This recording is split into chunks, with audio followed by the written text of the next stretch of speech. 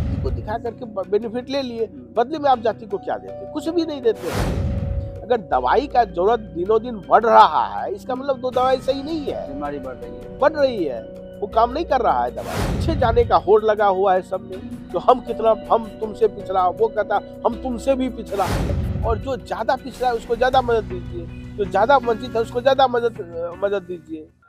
नमस्कार, मैं हूं विक्रम उपाध्याय और आप वन इंडिया के लिए एक साक्षात्कार का कार्यक्रम मेरे साथ देख रहे हैं। दोस्तों, रिजर्वेशन का मामला इन दिनों खूब गर्म हुआ है। कोई भी पार्टी हो रिजर्वेशन में टस से मस नहीं होना चाहती है। जो पिछले 70-72 सालों से रीतियां चल रही हैं, लोग उसी को फॉलो कर रहे हैं। इस बीच एक विचारों की नई ताजगी आई है। सेंटर फॉर पॉलिसी एनालिसिस के चेयरमैन दुर्गानंद झा जी ने एक रिपोर्ट प्रकाशित की है, जिसमें आरक्षण को लेकर उन्होंने तमाम भ्रांतियां दूर करने की कोशिश की है। दुर्गानंद जी, आपका वन इंडिया में स्वागत है। धन्यवाद। मैं देख रहा हूं आपकी रिपोर्ट मैंने देखी अभी। 1950 से आरक्षण की व्यवस्था लगभग लागू है।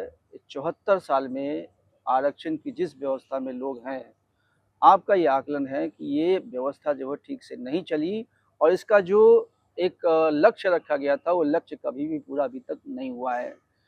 आपने ये अध्ययन का निष्कर्ष जो है किस आधार पर निकाला है? देखिए, यहाँ के जो हम उसको अफर्मेटिव एक्शन पॉलिसी ज़्यादा कर रहे हैं, रिजर्वेशन पॉलिसी हम उतना नहीं कर रहे जी। हैं, क्योंकि अफर्मेटिव एक्शन पॉलिसी में रिजर्वेशन प्लस और भी बहुत सारे चीज़ें आ जाती है, जैसे कुछ अलग प्रकार की जो सुविधाएं दी जाती है वो भी आ जाती है।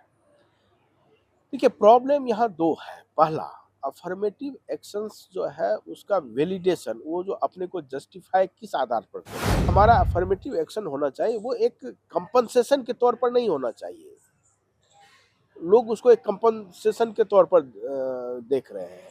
मेरा मानना है, जो उसको एक जो जिसका जो डेवलपमेंटल स्टेज है उसको ध्यान में रख करके, और समग्र समाज का विकास हो, कोई पीछे ना छूटे, वैसा एक फ्यूचरिस्टिक अप्रोच लेकर के और उसको आगे बढ़ाया जाए।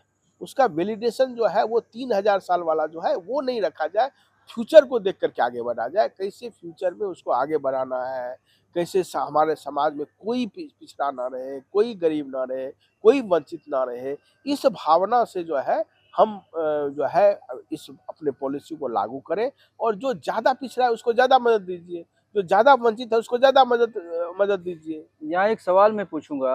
बाबा साहब भीमराव अम्बेडकर ने जब आरक्षण की एक प्रोविजन उसमें रखा था, तब शायद उसको 10 साल के लिए ही रखा था। आपके अध्ययन से ऐसा लगता है कि 74 साल के बाद भी जो वर्ग जो जो जिसको बोलते हैं लाभान्वित वर्ग है, वो पूरी तरह से उसका लाभ नहीं ले पाया और आपने उसका एक नाम दिया विशियस सर्कल। यानी आदमी जो पहले परेशान था वो और परेशान हुआ है, बल्कि इस आरक्षण व्यवस्था में, जातिगत जो आरक्षण व्यवस्था है उसमें, और वो वहाँ से बाहर नहीं निकला है। जरा ये समझाएंगे ये विशियस सर्किल है क्या? देखिए, पहले तो हमारे जो रिपोर्ट है वो जो दलित के लिए जो आरक्षण है या एसटी के लिए जो आरक्षण, उस पर ज़्यादा हमने फोकस नहीं किया है। हमारे हमारा जो रिपोर्ट है उसका फोकस ज़्यादा है ओबीसी वाला आरक्षण, क्योंकि दोनों में एक बुनियादी अंतर है। जो दलित के लिए जो आरक्षण है या ये अनुसूचित जनजाति के लिए जो आरक्षण है, वो एक सामाजिक भेदभाव से जुड़ा हुआ मामला है, उसके कारण उनको दिया गया है। लेकिन जो ओबीसी को जो आरक्षण दिया है वो अंडर डेवलपमेंट का मामला है, मतलब उसका विकास कम हुआ है, पिछड़े हैं, इसके कारण उसको दिया गया है। तो अब ये समस्या, ये बात आती है, जो भाई आरक्षण उनको जो कम जो विकसित है, पिछड़े हैं, उनको दिया गया है, तो जो आरक्षण का उनको क्या फ़ायदा मिल रहा है? क्या वो विकसित हो रहे हैं? नहीं हो रहे हैं। ये मैंने एक चैप्टर है हमारे रिपोर्ट में, वो है vicious circle of backwardness. Vicious circle of backwardness का मतलब ये हो गया, मतलब पिछड़ापन का एक दुष्चक्र है। जो दुष्चक्र में हमारे पिछड़े भाई फंस गए हैं। वो उसका मैंने एक उदाहरण भी दिया है। जो मान लीजिए, आप ये आम अनुभव है। जो 2 टीचर मान लिए एक मैथ के टीचर का जो है पोस्ट खाली है, ठीक है? अब वो है पिछड़े वर्ग के लिए, ठीक है? आरक्षित है वो सीट। अब अच्छा टीचर दूसरे वर्ग में अवेलेबल है मैथ का, बहुत अच्छा। लेकिन आप उसको तो नहीं रखेंगे, आप किसको रखेंगे? पिछड़े वर्ग में है और उसमें हो सकता है जो और ये देखने में आया है तो मैथ का बहुत अच्छा टीचर नहीं मिला, ठीक है? जी, तो जो टीचर मिला उसी को आपने रख लिया। मुद्दा ये बन जाता है जो वो टीचर जो पढ़ाएँगे विद्यार्थियों को, तो उसका वो क्या पढ़ाएँगे? जब वो खुद ही बहुत ढंग से शिक्षित नहीं है, उनकी जो सक्षमता है, उनका जो क्वालिटी है, वो कम है, जी। तो वो जो है बहुत अच्छे ढंग से पढ़ाएँगे नहीं, क्योंकि वो क्या ट्रांसफ़र करेंगे? उनको खुद ही मतलब कमियाँ हैं उनमें। तो इससे क्या होगा, जो उनके जो पढ़ाए हुए बच्चे हैं, उससे भी कम क्वालिटी के वो स्टूडेंट रहेंगे। अच्छा, तो उससे बैकवर्डनेस तो दूर नहीं हुआ। इससे इसको क्या है जो वो एक बैकवर्ड को आपने लिया और वो अब हज़ार बैकवर्ड पैदा करेगा, ठीक है? बिल्कुल। दूसरा क्या है इसका एक आर्थिक पहलू है। अब जो हमारे पिछड़े भाई हैं उनके जो गार्जियन है, जो सजग है, वो क्या करेंगे? वो उसके भरोसे तो छोड़ नहीं देंगे। वो कोचिंग कोचिंग सेंटर की तरफ जो है वो अपने बच्चे को पढ़ाएँगे। तो उसके आर्थिक बर्डन बिना मतलब का बढ़ गया। बिल्कुल। अगर मान लीजिए मैं ये कर देखिए आरक्षण जिसको देना है, जितना देना है दीजिए। लेकिन मेरा एक रिकमेंडेशन है, जो क्वालिफ़िकेशन में कोई कंप्रोमाइज़ नहीं है। अमेरिका में भी अफ़र्मेटिव एक्शंस है, लेकिन हुँ। क्वालिफ़िकेशन में कोई कंप्रोमाइज़ नहीं है। क्वालिफ़िकेशन मेंटेन रखते हुए आप जिसको जो देना है वो दीजिए, हमारी कोई दिक्कत नहीं। अब ज़्यादा आप 80% करना है कर दीजिए, लेकिन क्वालिफ़िकेशन में कोई कंप्रोमाइज़ नहीं। आपने अपनी रिपोर्ट में एक ये टर्म यूज़ किया है, रिकंसेप्चुअलाइज़िंग इंडियाज़ अफ़र्मेटिव एक्शंस। ये रिकंसेप्ट का क्या मैटर है? इसमें आप क्या कहना चाहते हैं कि रिकंसेप्चुअलाइज़िंग कैसे होगा? देखिए, एक तो जैसा पहले मैंने बताया जो उसका जो हमारा जो अफ़र्मेटिव एक्शन जो रिज़र्वेशन पॉलिसी चल रहा है, हुँ, उसका जो आधार है, तो भाई हुँ, 3000 साल से अत्याचार हुआ। एक ब इतना बकवास थियरी पर आधारित है, तो मैं हुँ, कहा जो वो बकवास को हटाओ, हुँ, ठीक है? और हम वर्तमान में आए हुँ, और वर्तमान में क्या स्थिति है, उसके आधार पर आप पॉलिसी बनाओ। हुँ, अच्छा, वर्तमान में क्या स्थिति है? जो समाज में हर एक जाति है, उसमें अग्रे हैं, पिछड़े हैं, ठीक है? मान लीजिए कोई ब्राह्मण जाति है, ठीक है ना? ब्राह्मण जाति में 60% बहुत अच्छे होंगे, 40% एकदम सही स्तर में नहीं है, खराब स्तर में है। तो उस 40% को वो 60% कौन-सा इक्वल ट्रीटमेंट देता है, हुँ, कौन-सा इक्वल स्टेटस देता है। दूसरा, इस 60% के सक्सेस का जो है पनिशमेंट उस 40% को आप क्यों देना चाहते हो? हुँ, तो मेरा इसलिए मेरा रिकंसेप्चुअलाइज़ेशन का ये मतलब है, जो परिवार पिछड़ा या अगड़ा होता है और जाति का जो सेंट्रलिटी जो है, ये हमारे जो अफ़र्मेटिव एक्शंस में है, पॉलिसी में है, वो बंद होना चाहिए। परिवार को आप सेंटर में रखिए और परिवार जो अगड़ा है, पिछड़ा है, गरीब है, धनी है, ठीक है? वो परिवार होता है। तो जो परिवार सबसे वंचित है, सबसे गरीब है, ठीक है? हर एक ढंग से साधन विहीन है, उसको सरकार प्राथमिकता के स्तर पर मदद करे, उसका जाति ना देखे। मैं आपसे जाति, जी, गोत्र इसके आधार जी। पर काम ना करे सरकार। यहाँ एक राजनीतिक प्रश्न उठता है। ये जो भी व्यवस्था आप सुझा रहे हैं लोगों को, ये तो लागू होनी है राजनीतिक सिस्टम के ज़रिए। आप देख रहे हैं राजनीति में हर समय, हर चुनाव में ये कोशिश की जाती है कि जातिगत आरक्षण का एक नया मुद्दा खड़ा हो, किसी और का वोट प्राप्त करने के लिए उसको फिर उकसाया जाए या उसको आगे बढ़ने के लिए बोला जाए। अब आप कह रहे हैं कि रीथिंकिंग होना चाहिए, ये जातीयगत व्यवस्था के बजाय आपने एक जगह इस्तेमाल किया हाउस होल्ड सर्वे होना चाहिए, जबकि आप देख रहे हैं लगातार राजनीतिक स्थिति में क्या चल रहा है। एक पक्ष लगातार ये कोशिश कर रहा है कि नहीं, कास्ट सेंसस होना चाहिए और कास्ट सेंसस के आधार पर रिजर्वेशन पॉलिसी बनानी चाहिए। आप हाउस होल्ड सेंसस की बात कर रहे हैं, वो कास्ट सेंसस की बात कर रहे हैं। इस परिप्रेक्ष्य में आपकी रिपोर्ट का कोई मायने होता है क्या, रखता है क्या मायने रिपोर्ट आपकी है? देखिए, आपको आगे देख करके चलना है, पीछे देख करके आप चलेंगे, तो आप कहीं पहुँचेंगे नहीं, उल्टे आप कहीं टकरा जाएँगे किसी चीज़ से। अब इतना ज़माना बदल गया है, कास्ट का सेंट्रलिटी नहीं बचा है। सब एक-दूसरे से शादी कर रहे हैं, सब है, कहीं ऐसा रिजिडिटी नहीं है, ठीक है? और कोई अगर बैकवर्ड आज के डेट में है, तो इसके कारण नहीं है जो वो किसी कास्ट का है, वो इसके कारण है, उसके बहुत सारे कारण हैं। एक ये है जो उसके पास अपॉर्च्युनिटी नहीं है, दूसरा ये है जो उसको खुद को भी प्रेरणा नहीं है। खुद को डेवलप करने का बहुत अर्ज नहीं है, ठीक है? तो ये सब व्यक्तिगत मामला होता है, ठीक है? सभी कास्ट में सभी प्रकार के लोग हैं, इसलिए कास्ट को हम काहे उसमें रखें? और दूसरा मेरा ये है जो संविधान में एससी-एसटी के मामले में कास्ट का चर्चा है, अनुसूचित जाति, अनुसूचित जनजाति है। लेकिन बाकी मामले में कास्ट का कहीं चर्चा नहीं है, कास्ट को मना करता है संविधान, वो क्लास की बात करता है। तो हमारा जो सुझाव है, वो संविधान के अनुकूल है और जो चल रहा है वो संविधान के अनुकूल नहीं है, वो गैर संवैधानिक है। दुर्गानंद जी, अभी सुप्रीम कोर्ट ने एक निर्णय दिया था कि कम से कम जिनको रिजर्वेशन प्राप्त हो चुका है, यानी जो क्रीमी लेयर में आ चुके, कम से कम उसको इनका लाभ न मिले, जिनको अभी तक लाभ नहीं मिला उनको मिले।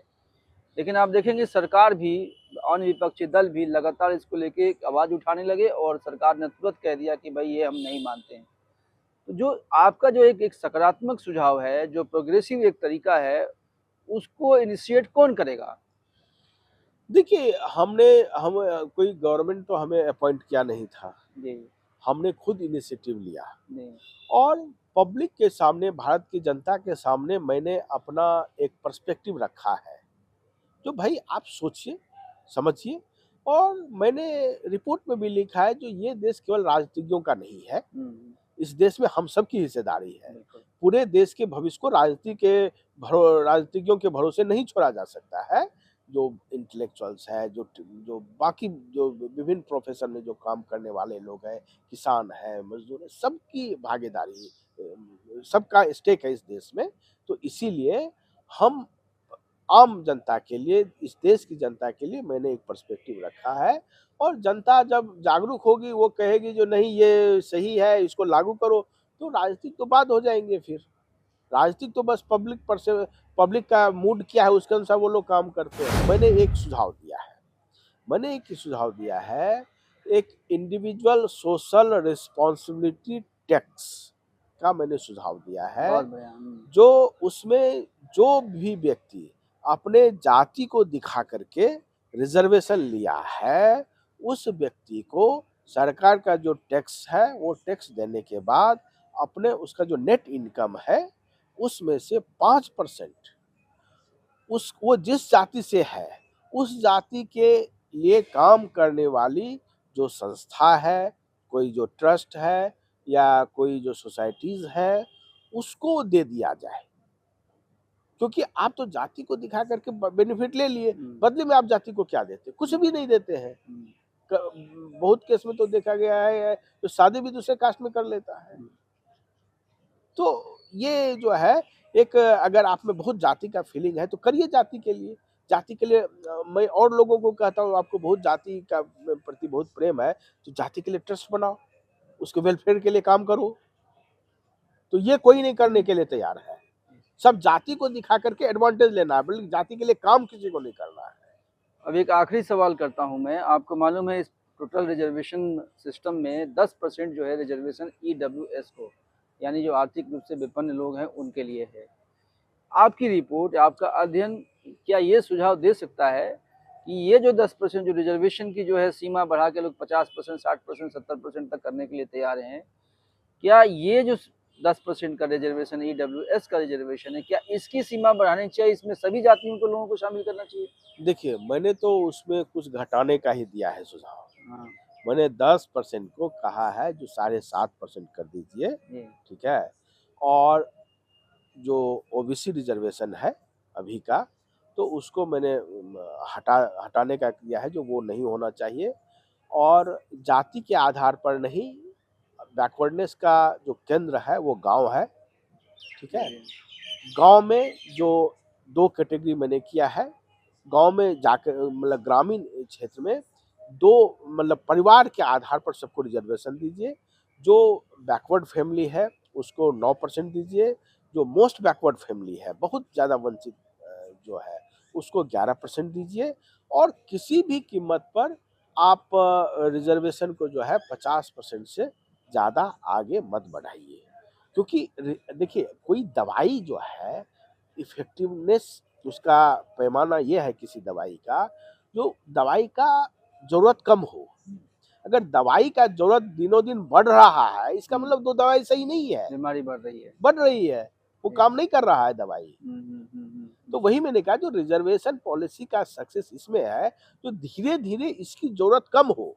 हुँ, अब सब बढ़ाने में लगे हुए हैं। हुँ, अब ये कोई तरीका है जो सब अब अभी आज की स्थिति में जो है सभी जातियाँ रिज़र्वेशन में है। हुँ। 90% लोग रिजर्वेशन के इस कवरेज में है। आज के डेट में आप ये नहीं कह सकते जो अग्री नहीं है और पिछड़ी है। आज के डेट में सब पिछड़ी है, हुँ, सभी आ गया है रिजर्वेशन में। बिल्कुल। तो मैं ये जो मैं चाहता हूँ जो लोग सक्षम देखिए सभी चाहता है जो हम मतलब पीछे जाने का होड़ लगा हुआ है सब में। हुँ, जो हम तुमसे पिछड़ा, वो कहता हम तुमसे भी पिछड़ा। अरे हुँ, भाई ये देश कहाँ जा रहा है?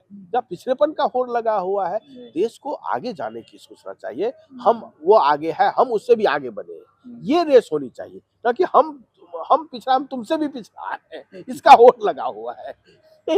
ये मैं रिकमेंड किया कि ये होड़ बंद करो भाई।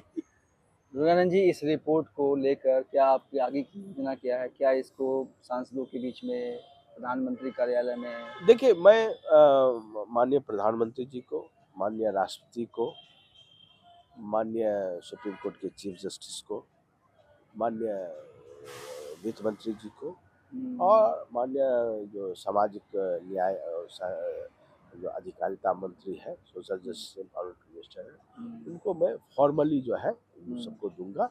और बाकी देखिए रिसर्चर का क्या काम है, हुँ, मैंने एक पर्सपेक्टिव दे दिया है। हुँ, अब बाकी लोगों का काम है क्या करना है। जी, अब हमारा काम नहीं है बचा हुँ, है, हुँ। हमने दे दिया है, हम इससे ज्यादा हम कुछ कर भी नहीं सकते हैं।